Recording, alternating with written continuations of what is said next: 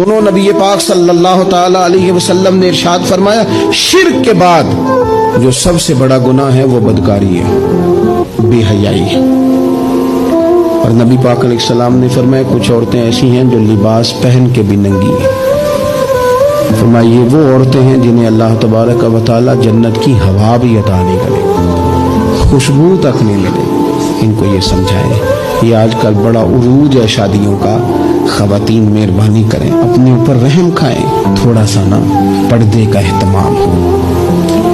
मैं कोई तनकीद नहीं करता, तंज नहीं करता, क्योंकि हमारी बहनें माएँ बेटियाँ होती हैं, हमने उन्हें समझाना है। इनको ज़रा समझाएं, इनको ये बताएं कि कीमती चीज़ें जो होती हैं वो पर्दों में होती हैं।